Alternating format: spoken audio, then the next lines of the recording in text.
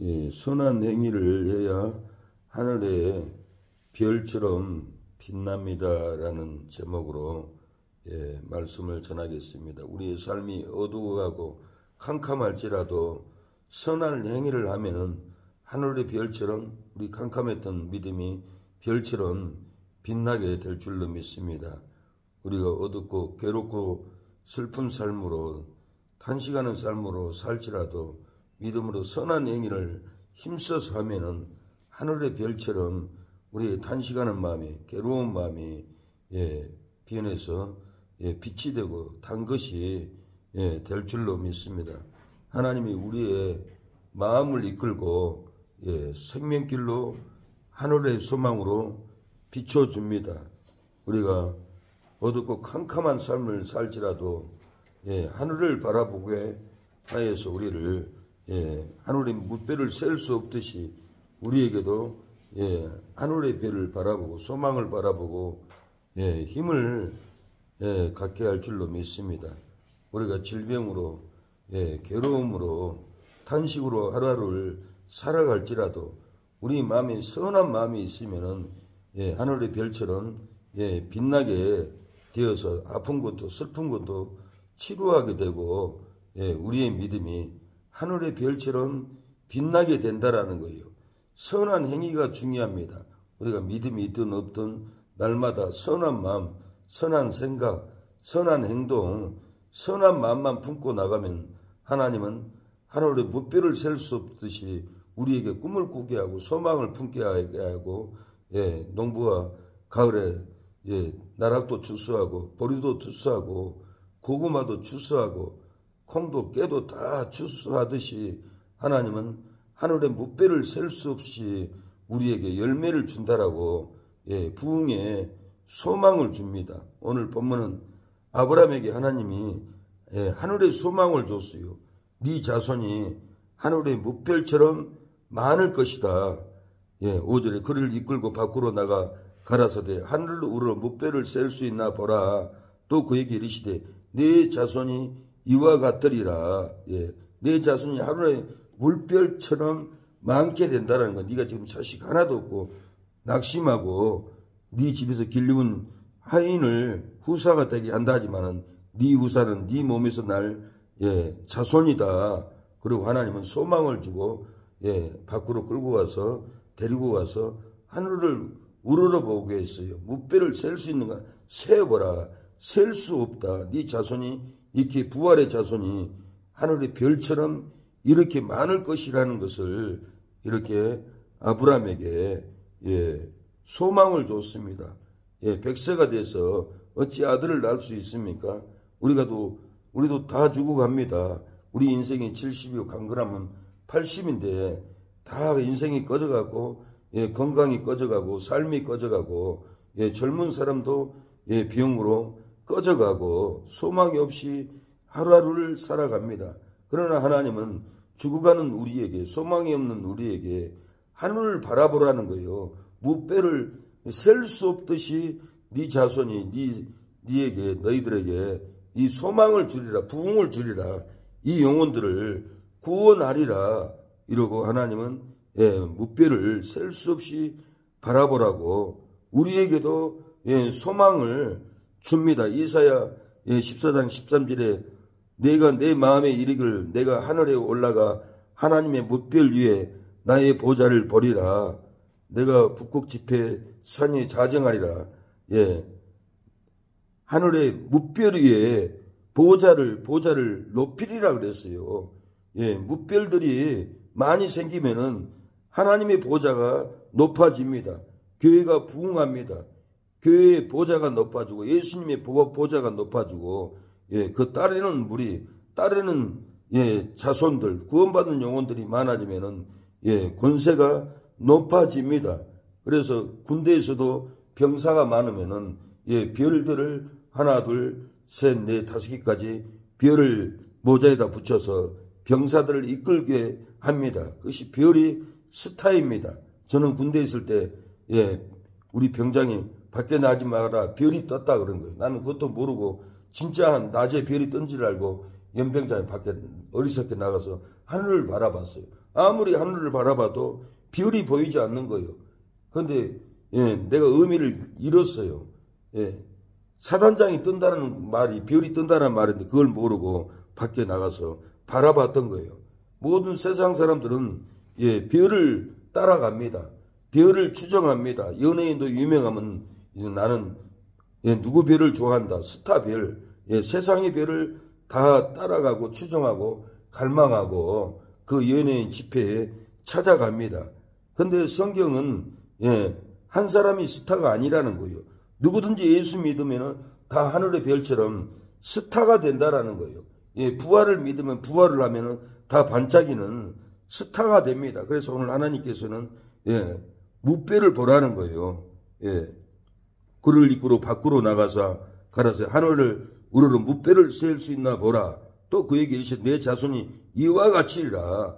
스타와 같은 별들이 하늘의 무뼈를 셀 수 없이 구원받는 성도들이 부활할 성도들이 세상의 스타가 아니라 영적인 스타가 이렇게 많이 일어날 것을 하나님은 아브라함에게 소망을 줬어요.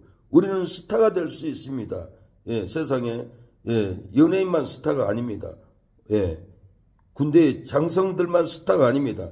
하나님을 믿으면은 누구든지 스타가 되고 별이 되고 하늘에서 영원토록 우리의 신앙이 빛나는 날이 온다라는 거예요.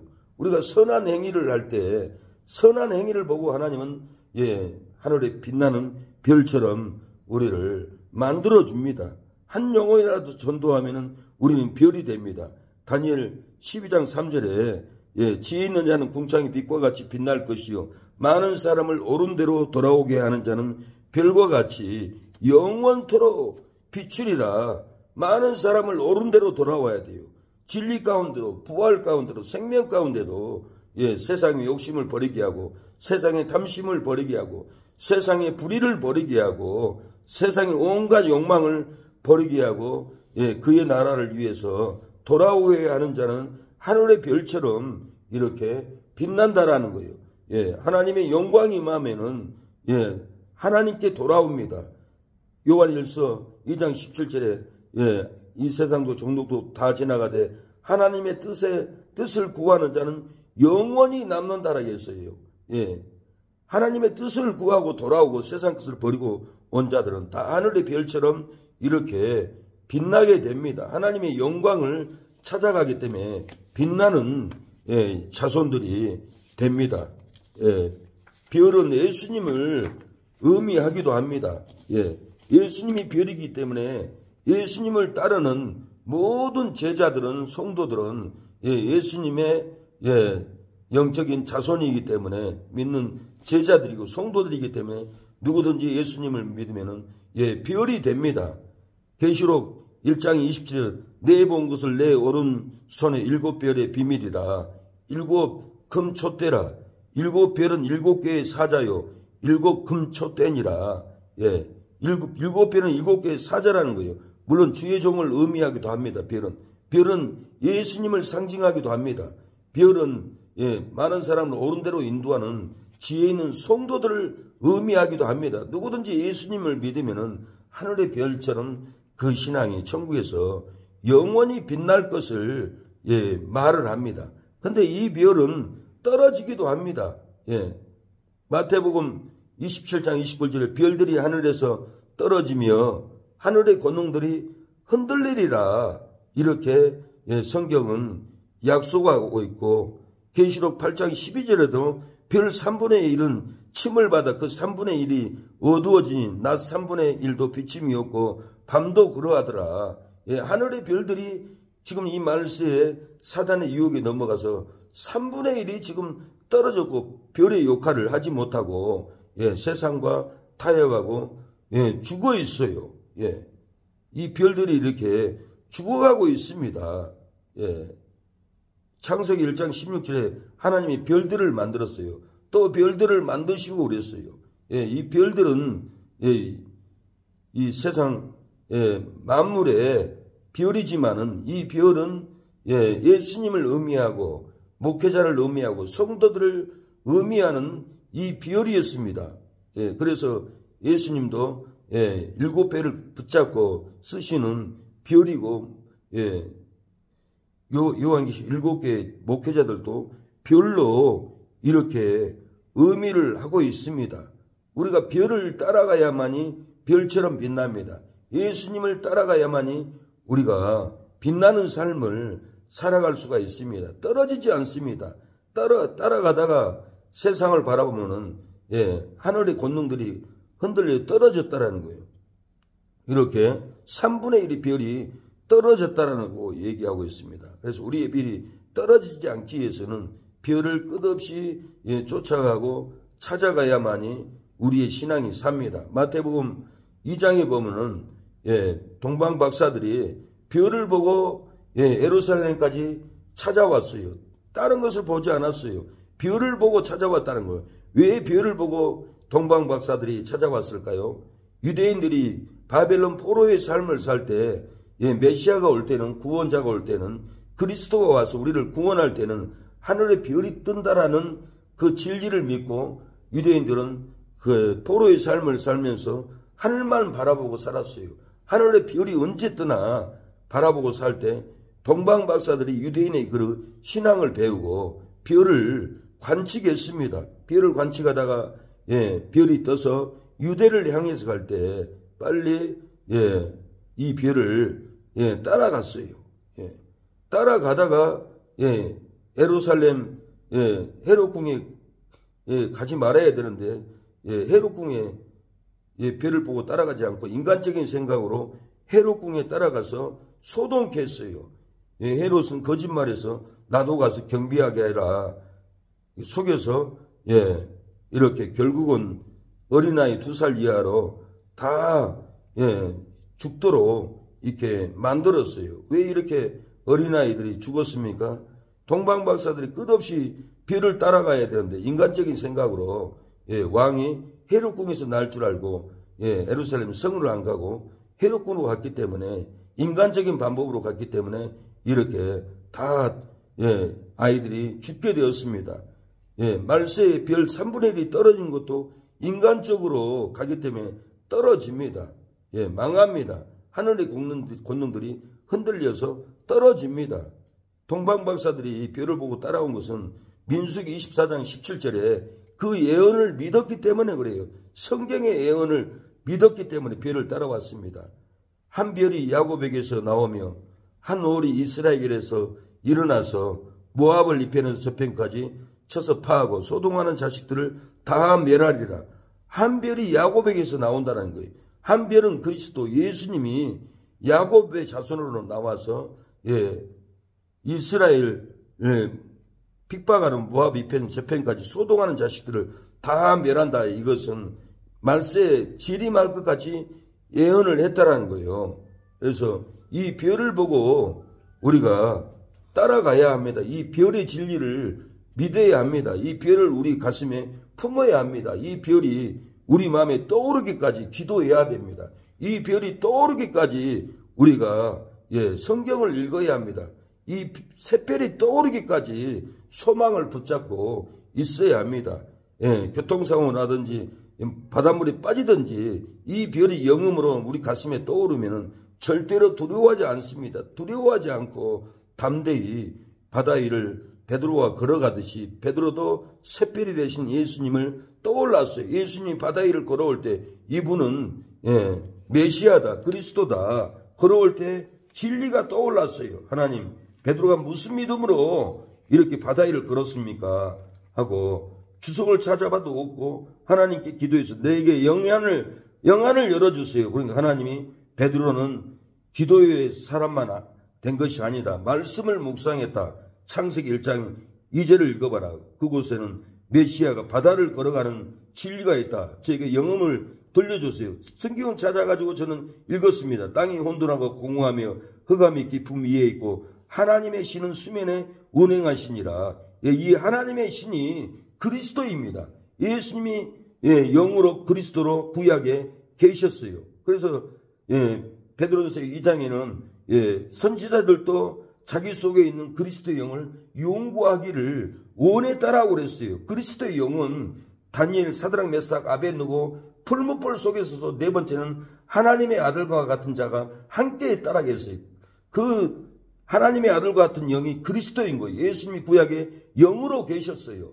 예, 전쟁할 때도 뽕나무 밭에서 발걸음 소리가 나거든 너희들은 따라와서 전쟁을 칼을 빼고 따라와라. 뽕나무 밭에서 발걸음 소리가 그리스도인 거예요. 아브라함에게 부지중에 찾아왔던 그 천사도 그리스도입니다. 그리스도가 아브라함에게 찾아왔어요. 예, 다니엘, 사드락, 메삭, 사자굴에 떨어져 들어갔을 때도 사자들이 물지 않았어요. 그곳에서도 그리스도의 영이 함께 계셨어요. 이 베드로는 예수님이 바다 위를 걸어올 때 구약에 활동했던 이 그리스도가 예수님이었구나. 천지 만물을 창조한 이분이 수면에 운행하시는 그리스도였구나. 베드로가 이 믿음이 들어가 버렸던 거예요. 그래서 만일 주시거든 나를 바다 위를 걸어오게 해달라고 베드로야 걸어오너라 할 때 베드로가 걸어갔던 것은 이 신을 믿었기 때문에요. 근데 놀랍게도 백부장도 자기 하인을 고쳐달라고 하인들을 보냈어요. 내가 가서 고쳐주리라 하니까 이 백부장이 주여 나도 내 집에 하인이 오라면 오고 가라면 갑니다. 주께서 말씀만 하면 내 하인이 나을 줄로 믿습니다. 그때 예수님은 이스라엘 중에도 이만한 믿음이 없다라고 칭찬해 줬어요. 이 백부장은 왜 이런 믿음이 생겼습니까? 백부장은 유대 로마 사람이면서도 유대인들을 위해서 해당을 지어줬어요.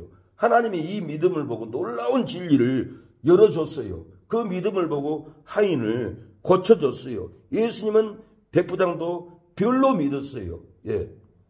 벨이 되신 그리스도로 다니엘 민수기에 24장 17절에 한 별이 야곱에게서 나며 한 올이 이스라엘에게서 일어나서 모압 이편은 저편까지 쳐서 파하고 소동하는 자식을 다 멸하는 이 한 별로 백부장이 믿어버렸고 베드로도 예수님이 바다 위를 걸어올 때 이분은 민수기 24장 17절에 한 별로 오신 그리스도이구나 이거를 믿어버렸고 베드로후서 1장 19절에 우리에게 더 확실한 예언이 있어. 확실한 예언에 따르는 거예요. 구약에 한 별이 야곱에서 나온다는 더 확실한 예언을 얘기를 하는 거예요. 어두운데 빛을 비추는 등불과 같으니 나리새의 샛별이 너희 마음에 떠오르기까지 너희가 이것을 주의하는 것이 가아니라. 우리가 갈 곳을 모르고 방황할지라도 환난으로 우리를 미워하고 우리를 핍박하고 죽을 환경에 놓일지라도 갈 곳을 모를지라도 방황하고 있을지라도 별을 보고 따라가면은 영생을 만나고 구원을 만나고 생명을 만나고 우리의 갈 길은 하나님의 나라를 가를 것을 별을 따라서 갈 것을 믿고 방황하지 않습니다. 낙심하지 않습니다. 이 별을 우리가 묵상하고 끝없이 따라가고 순종하는 오늘 하루가 되었으면 합니다. 기도하겠습니다. 주여 하나님 아버지